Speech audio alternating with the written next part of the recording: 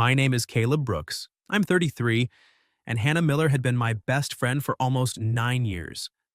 We met at a friend's birthday dinner when she corrected my pronunciation of gnocchi in front of 6 people, and then stole the last piece of garlic bread like she'd earned it. I should have found her rude. Instead, I asked her if public humiliation was one of her hobbies. She said, "Only when the bread is worth it."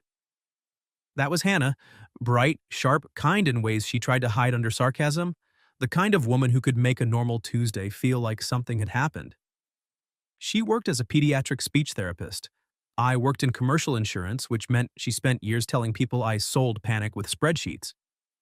She wasn't wrong. We became close slowly, then all at once. Coffee after work, grocery runs, bad movie nights, airport pickups, emergency furniture assembly. The kind of friendship where the person becomes so built into your life that you stop noticing how often your day bends toward them. Other people noticed for us. My mother once watched Hannah walk into my kitchen, open my fridge without asking, throw away expired mustard and say, "You live like a divorced raccoon," then looked at me and said, "Are we still pretending this is platonic?" Hannah laughed. I changed the subject. That was our specialty. Laugh, dodge, move on. And for a long time, that worked. Mostly because neither of us was brave enough to ask what would happen if it stopped working. The night of the call started normally. Hannah had gone to her cousin's engagement dinner. I had stayed home because I had a client presentation early the next morning, and because her cousin's fiancé once described himself as a networking-based introvert, which sounded like a legal threat. At 10:30, she called me from her car. "I survived," she said. "Congratulations. How many people asked when you were getting engaged?" 4. One aunt used the phrase "still so pretty," which I believe qualifies as emotional vandalism. I laughed and put her on speaker while I finished folding laundry. She drove home while giving me the full report. Bad speeches, excellent cake, one bridesmaid crying in the bathroom because the florist didn't understand soft coral. It was all ordinary, familiar, safe. Then, near the end, her voice changed. Not much. But I knew her. "What?" I asked. "Nothing. Hannah," she sighed. "My cousin's fiancé asked if I was bringing you to the wedding." I froze with a t-shirt half folded in my hands. "Me?" "Yes, you. Apparently, quote, everyone already assumes." I tried to laugh. It came out thinner than I wanted. "Well, everyone has always been dramatic." "Yeah," she said. Just that. Yeah, no joke after it. That should have told me something, but I was tired and careful and very good at not walking through doors I couldn't close behind me. So I said, "You can tell them I'm busy being emotionally unavailable in a professional capacity." That got a small laugh from her. Too small. A few minutes later, she was inside her apartment. I heard keys hit a bowl, then her roommate Olivia call from somewhere in the background. "Did you bring cake?" Hannah said, away from the phone. "No, because I love boundaries." Then back to me. "I should go. Olivia's about to interrogate me." "Tell her I said good luck." "She doesn't need luck. She has no shame." "Terrifying woman. You adore her." "I respect the enemy." Hannah laughed again, softer this time. "Good night, Caleb." "Night, Han." Then silence. I thought she hung up. I set the phone on my nightstand, screen down, and went to brush my teeth. Except the call hadn't ended. The phone must have stayed connected. Bad signal, frozen screen, whatever tiny modern failure decides to change your life without asking permission. Because when I walked back into my bedroom, I heard Olivia's voice coming from the speaker. Clear, too clear. "So?" Olivia asked. "Did you tell him?" My hand stopped halfway to the phone. Hannah made a sound I couldn't read. "No." "Why not?" "Because he made a joke. That man uses jokes like a panic room." I should have picked up the phone then. I should have ended the call immediately, I know that. But hearing your own name from another room in a conversation you were never supposed to be part of does something strange to your body. It freezes the decent part of you half a second too late. Hannah said quietly, "I can't do it if he keeps making it easy to pretend." Olivia's voice softened. "Hannah." "No, I mean it." A pause. Then Hannah laughed once, but it sounded wrong. Everyone at dinner kept asking about him, and I just sat there thinking, if they all see it, how does he not? My chest tightened. Olivia asked, "And what do you want him to see?" The room went completely still around me. Then Hannah said the sentence I was never supposed to hear. "I want him to see that every time I imagine my life working out. He's already in it." I forgot how to breathe. My phone lay face down on the nightstand, still connected, still glowing faintly against the wood. And for the first time in 9 years, the safest person in my life had become the most dangerous truth in the room. I ended the call. Not after another sentence. Not after Olivia answered. Not after giving curiosity enough room to become something uglier. I heard the line, felt it land in the center of my chest, and then grabbed the phone like it was burning me. The call screen was still open. 43 minutes and counting. My thumb hovered for 1 second. Then I hit end. The silence afterward was worse, because now there was no voice coming from the speaker, no accidental window into Hannah's apartment, no way to pretend I hadn't crossed a line simply by standing there too long. I sat on the edge of my bed with the phone in my hand, staring at nothing. Every time I imagine my life working out, he's already in it. There are sentences that don't just surprise you, they rearrange the furniture inside your head. For 9 years, I had filed Hannah under safe things, necessary things. The person I could call from a grocery store because I forgot which cough medicine didn't make me useless. The person who once showed up with soup when I had the flu and reorganized my medicine cabinet while insulting my life choices. Best friend. Simple word, very useful hiding place. My first instinct was to text her immediately. My second was to throw my phone into the laundry basket and become unreachable as a man and as a citizen. Neither seemed mature, so I opened a message and typed, "Your call didn't disconnect." I heard something I don't think I was supposed to hear. I ended it as soon as I realized. "We should talk tomorrow." I stared at it for a full minute. Then I sent it before courage could expire. The typing dots appeared almost immediately, then disappeared, then appeared again, then nothing. 10 minutes passed, 20. At 12:23, my phone buzzed. "Hannah, how much did you hear?" I answered honestly. "Enough, not everything. Just enough that I don't want to pretend tomorrow is normal." This time, she didn't respond. I didn't sleep much. By morning, my client presentation felt like something happening to a different man. I got through it on muscle memory and caffeine. I said risk exposure 6 times, apparently in the right places. My boss told me I looked focused, which was corporate for haunted but useful. At 11:15, Hannah texted, "Are you free?" I was already standing. "Yes." "Park near your office?" 10 minutes. She was there before me. That should have told me how little sleep she'd gotten, too. Hannah sat on a bench under a sycamore tree, wearing jeans, a cream sweater, and sunglasses even though the morning was cloudy. Her hair was pulled back messily, which for Hannah meant either illness, stress, or an emergency involving feelings she had not approved. I stopped a few feet away. She looked up. For 1 second, neither of us smiled. That scared me more than the sentence I'd overheard. Because Hannah and I smiled automatically. Even in bad moments, especially in bad moments. Humor was the bridge we threw down before anything could get too serious. This time, neither of us built it. I sat beside her, leaving a careful amount of space. She looked straight ahead. "This is mortifying." "I know." Her head turned toward me. That was not the comforting answer. "I'm trying not to lie to you today." That made her mouth twitch, but not quite into a smile.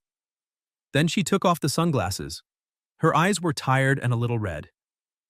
"How much did you really hear?" she asked. "Olivia asked if you told me. You said no. She said I used jokes like a panic room." "She's not wrong." "No." Hannah let out a breath, half laugh, half pain. "And then?" she asked. I looked down at my hands. "You said everyone at dinner kept asking about me. That if they all see it, how do I not?" Her eyes closed. "And," I swallowed once, "that every time you imagine your life working out, I'm already in it." The words sounded different out loud. More real. More dangerous. Hannah pressed one hand to her mouth and looked away. I didn't touch her. Not yet. The old version of me would have made a joke. Something about being honored to appear in her hypothetical retirement plan. Something easy. Something that would let both of us step backward. But I heard Olivia's voice again. That man uses jokes like a panic room. So I stayed quiet. Eventually, Hannah said, I didn't want you to find out like that. I know. I didn't even mean to say it that clearly. I know that too. She looked at me then, sharper. Do you? Yes. How? Because if you'd meant for me to hear it, you wouldn't have said it in the one place where I couldn't interrupt with something stupid. That got her, a real laugh, tiny and broken. Then her face softened into something I had almost never seen on her. Fear. Caleb, she said quietly, I don't want to lose you because of one sentence I said when I thought I was safe. That hit harder than anything, because there it was. Not just love, risk. The actual cost of changing the name of something that had kept both of us steady for years. You won't lose me, I said. She searched my face like she needed to believe that and didn't trust herself to. You can't promise that. I can promise I'm not leaving this bench just because the conversation got honest. Her eyes brightened. She looked away fast. For a while we sat there with the city moving around us. People with coffee, a dog pulling someone toward pigeons, traffic. The normal world being wildly disrespectful to the fact that mine had shifted overnight. Then Hannah said, there was another part. My pulse kicked. I didn't hear it. I know. She looked down at her hands. After I said that, Olivia asked what I wanted to do about the wedding. Your cousin's wedding? She nodded. And what did you say? Her fingers twisted together. I said I wanted to ask you to come with me, she whispered. Not because people expect it. Not because I need a shield from relatives. Because I wanted one night where I could stop pretending you're just the person I call afterward. The air left my lungs quietly. Hannah looked up at me. No sunglasses now, no joke, no escape route. So, I guess, she said, voice shaking just enough to matter, this is me asking. I held her gaze knowing my answer would decide more than one wedding invitation. Then I asked the question neither of us could dodge anymore. As your best friend, Hannah, or as the man already in the life you keep imagining? Hannah looked at me for a long second. Then she said, that is an unfairly precise question. You started this with life working out imagery. I'm just trying to keep up. That almost got a smile. Almost. Then she looked down at her hands again. I wanted to ask you as both. There it was, simple, terrifying, much harder to hide from than anything I'd overheard. As my best friend, she said, because I want you there when things matter. And as the man... She stopped, swallowed once, then made herself finish. As the man I'm tired of pretending I don't want beside me in every way that counts. The park seemed to go quieter around us. I had spent 9 years imagining all the wrong versions of this conversation. A dramatic confession, a drunken mistake, a jealous moment, some terrible scene where I said too much and she didn't know how to answer. I had not imagined a cloudy Tuesday morning on a bench near my office, with Hannah looking at me like she was scared and brave at the same time. I'll go, I said. Her eyes lifted fast. But not as camouflage, I added. Not as the guy you bring so your family stops asking questions. Not as a joke we can step back from if it gets too real. Her face softened. Then how? She asked. I looked at her and chose not to hide behind anything clever. As me, I said. The man who heard something he wasn't supposed to hear and realized the scariest part wasn't that you said it. Her voice dropped. What was the scariest part? That I wanted it to be true. Hannah went completely still. I saw the sentence reach her before she trusted it. You did? Yes. For how long? That was the harder question.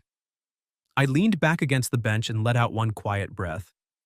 Long enough that I built a whole personality around not noticing. That got her. A real laugh this time, small and shaky, but real. There he is, she whispered. No, I said gently. That's the point. I don't want to be only that guy anymore. The smile faded from her face, but in a good way. A careful way. Like something inside her had finally stopped bracing for the joke and started listening for the truth. I don't want us to rush because the call didn't end, I said. That feels like giving a glitch too much power. Fair. But I also don't want to spend another year pretending that everyone around us is delusional and we're the only two reasonable people alive. That was one of our weaker lies. One of many. She looked down, smiling faintly now. Then she reached across the space between us and touched my hand, not grabbing it, not making it dramatic. Just her fingers resting against mine on the bench, asking a question without making me say yes in public. I turned my hand over. She laced her fingers through mine. And just like that, 9 years of almost turned into something with weight. Not a relationship yet, not officially. But not nothing. Never nothing again. The wedding was that Saturday. I picked Hannah up at 5. I had seen her dressed up dozens of times over the years, but that night did something unfair to my ability to function like a normal adult. She wore a soft blue dress, simple earrings, and her hair pinned loosely in a way that made her look elegant without trying too hard. When she opened the door, I forgot my first line. She noticed immediately. "Oh, that's a promising face," she said. "I had words prepared." And? They left. Her smile turned warm enough to make the hallway feel smaller. "Good," she said. "I was hoping to be a little difficult for you tonight. You're always difficult for me." The second I said it, we both heard the difference. Not banter. Truth wearing the shape of banter. Her roommate Olivia appeared behind her with a glass of wine, and the expression of a woman watching a long-running show finally reached the episode everyone had been waiting for. "Please don't emotionally regress in formal wear," Olivia said. Hannah closed her eyes. "Goodbye, Olivia." "I'm serious, both of you. No panic room jokes, no tragic almost confessions, no pretending the lighting did all the work." I looked at her. "You're very involved." "I've earned this." Unfortunately, she had. The wedding was in a restored brick hall downtown, all candles, white flowers, and relatives with opinions. Within 10 minutes, at least 4 people assumed we were together. Hannah corrected none of them. Neither did I. That should have felt like performance. It didn't. It felt strangely peaceful. At dinner, her aunt leaned across the table and said, "Caleb, I keep telling Hannah she should bring you to more things." Hannah took a sip of wine and said, "I'm starting to agree." Under the table, her knee brushed mine. Accidental, maybe, but she didn't move it away. By the time dancing started, the whole night had become dangerous in slow motion. Not because anything dramatic had happened, because everything ordinary had changed meaning. Her hand in mine when we walked through the crowd, her shoulder brushing my arm during toasts, the way she looked at me during the first dance, not like she was testing whether I'd run, but like she was quietly daring herself to stay. Then a slow song came on. Hannah looked at the dance floor, then at me. "You're about to say you don't dance," she said. I was considering it. Don't. So I didn't. I took her hand and led her out. For a while, we just moved with the music. Not well, but together. Her hand rested on my shoulder. Mine settled carefully at her waist, and the closeness was so familiar and so new that my brain struggled to file it anywhere safe. Halfway through the song, she looked up at me. "Caleb." "Yeah? I need to ask you something before I lose the nerve." My hand tightened slightly at her back. "Okay." Her eyes held mine. And then, softer than the music, Hannah asked, "Do you ever think about kissing me? Or am I the only one losing that argument?" The honest answer almost came out too fast. And that scared me. Because there are moments where the truth deserves more than instinct. It deserves care. Especially when the person asking is the person who has been woven through almost a decade of your life. So I didn't joke. I didn't look away. I didn't say something safe, like sometimes, or that depends, or we're at a wedding, Hannah. I just kept my hand at her waist, felt her fingers tighten slightly on my shoulder, and said, "Yes." Her breath changed, just one small catch, but I felt it. "How often?" she whispered. I smiled a little, but there was nothing casual in it.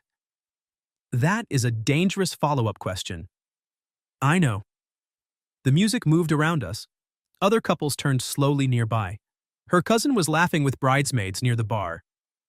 Someone's uncle had already removed his tie and was making poor decisions near the dessert table. And somehow none of that reached us. I lowered my voice. More than I should have.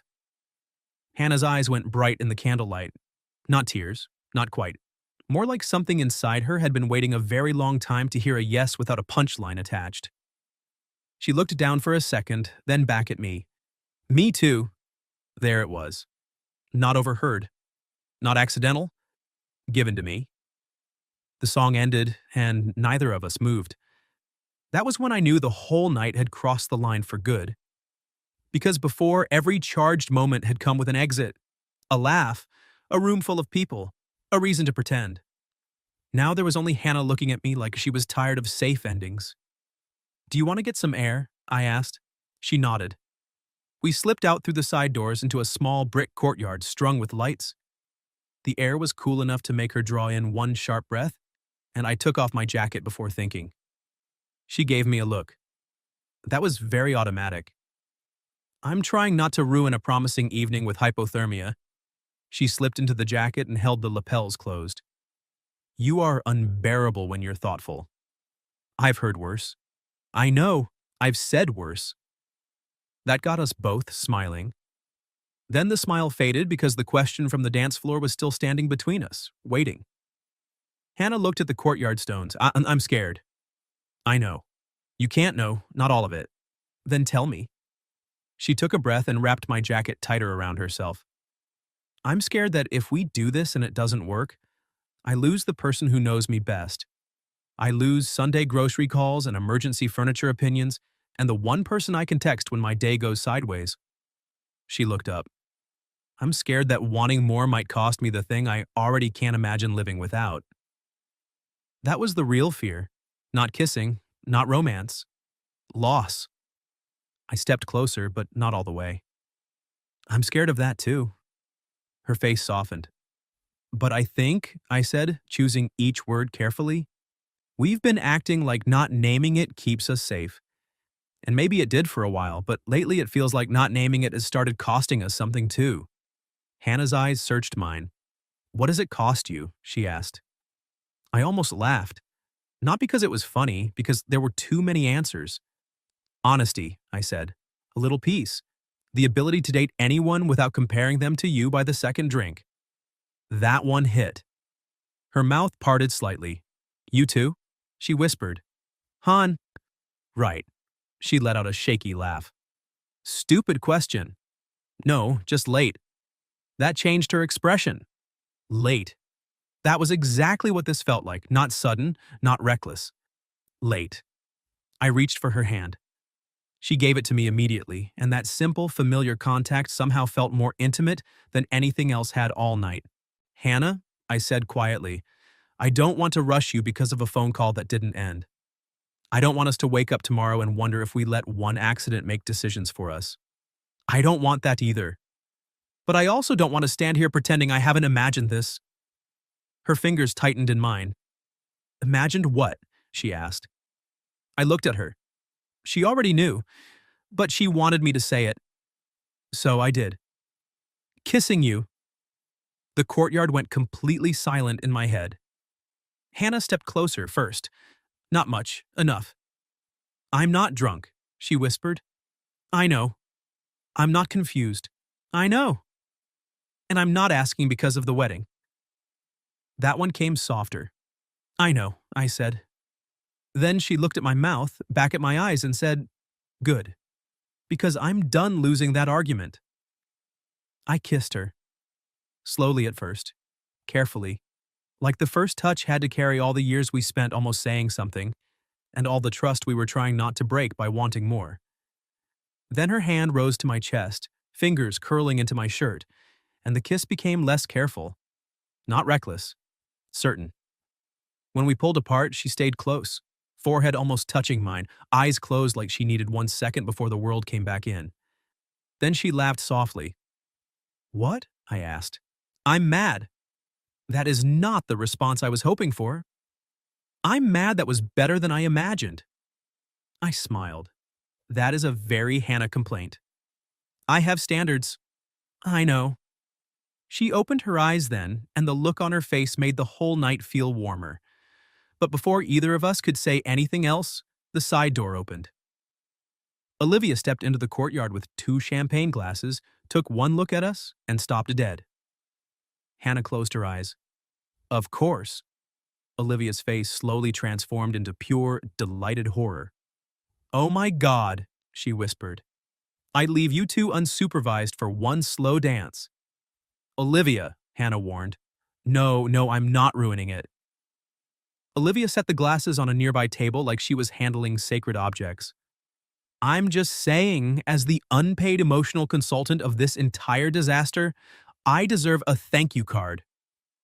I rubbed a hand over my face. Hannah looked at me, then at Olivia, then started laughing. Real laughter. Bright. Unhidden. The kind I had been in love with before I knew what to call it. And somehow that was the moment that scared me most. Not the kiss, not the confession, the laughter after, because it felt less like a beautiful accident, and more like the beginning of a life we were actually going to have to be brave enough to choose. Olivia was wrong about one thing. She did ruin it. Not badly, just enough to keep us from becoming too cinematic about ourselves. Hannah took one of the champagne glasses from the table, handed it to me, and said, "Apparently we owe our emotional consultant a toast." Olivia lifted her own invisible glass. To me, the only adult in a 9-year slow-motion crisis. You are not the only adult, I said. No, but I am the only one with evidence. Hannah gave her a warning look. Do not mention the call. Olivia's eyebrows shot up. I was talking about the way you both looked at each other over grocery store bananas for the last 5 years, but sure, let's bring up the call. Hannah groaned. I laughed. And for the first time since the night before, the whole thing didn't feel like a mistake or a glitch or an accident we had to explain. It felt like a door had opened, and the people who loved us were mostly relieved we had stopped pretending it was a wall. When we went back inside, Hannah didn't drop my hand. That was small. It also felt enormous. Her aunt noticed first, then her cousin, then half the table, because weddings are basically surveillance operations with flowers. Nobody said anything directly, but the room changed around us. Not shocked. More like everyone had been waiting for the obvious answer to finally arrive and was trying not to applaud in a formal setting. Near the end of the night, Hannah leaned close and whispered, "This is going to be unbearable tomorrow. Your family, my family, Olivia, your mother, possibly the entire produce section at the grocery store. Worth it?" She looked at me for one quiet second. Ask me tomorrow. So I did. The next morning, I showed up at her apartment with coffee, bagels, and absolutely no idea whether we were supposed to act normal or formally acknowledge that I had kissed my best friend in a wedding courtyard and then held her hand through the last dance. Hannah opened the door in sweatpants, messy hair, and the exact suspicious look she used when she was trying not to smile too fast. I held up the bag. Breakfast. She looked inside. You got the cinnamon raisin one. You hate cinnamon raisin. I know. I got it for Olivia. From somewhere inside the apartment, Olivia shouted, "Bless this emotionally delayed man." Hannah rolled her eyes, but she stepped aside and let me in. That morning was better than the wedding. Less dramatic, more real. We sat on her couch with coffee, knees touching under an old blanket, and talked like people who had finally stopped trying to win an argument against the truth. We talked about fear, about timing, about what changed and what didn't, about how we were not going to punish ourselves for taking years, but we also weren't going to waste another one pretending. Then Hannah looked down at our joined hands and said, I don't want to lose my best friend. You won't. You say that like you control the laws of emotional physics. I'm expanding into new industries.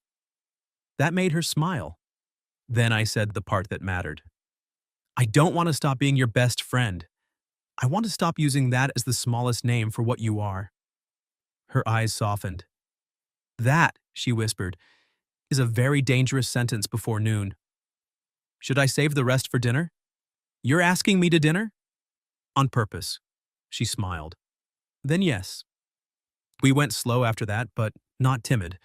There's a difference. We still did grocery runs, still watched terrible movies, still called each other after bad days. Only now, when she fell asleep against my shoulder, I didn't sit there pretending my heart was behaving normally. I kissed the top of her head and let the life we'd already built finally tell the truth about itself. 3 months later, my mother saw us walk into Sunday dinner holding hands and said, finally, before I even got my coat off. Hannah pointed at her. That is not a greeting. It is when I've been patient for 9 years. Olivia sent a cake that said, call ended correctly this time, which Hannah threatened to throw away and then ate 2 slices of. A year later, we moved in together. Not because it was dramatic, because one night Hannah looked around my apartment, noticed half her books on my shelves, her favorite mug in my cabinet, and her cardigan over my kitchen chair, then said, this is stupid. I already live here emotionally. So we made it official. 2 years later, at a small wedding with no accidental phone calls and one extremely smug maid of honor, Hannah squeezed my hands during the vows and whispered, every time I imagined my life working out, I finished it for her. I was already in it. She cried, then laughed, then told me not to get proud. Too late. And every now and then, when one of us says goodnight on the phone, the other waits an extra second before hanging up. Not because we're afraid of what might slip out anymore, because now there's nothing left to hide. What would you have done if your best friend thought the call had ended, and you accidentally heard her say you were already in every future she imagined? And have you ever found out someone loved you in a way you were never supposed to overhear? Tell me your story in the comments. If you liked this one, leave a like, subscribe, and I'll see you in the next video.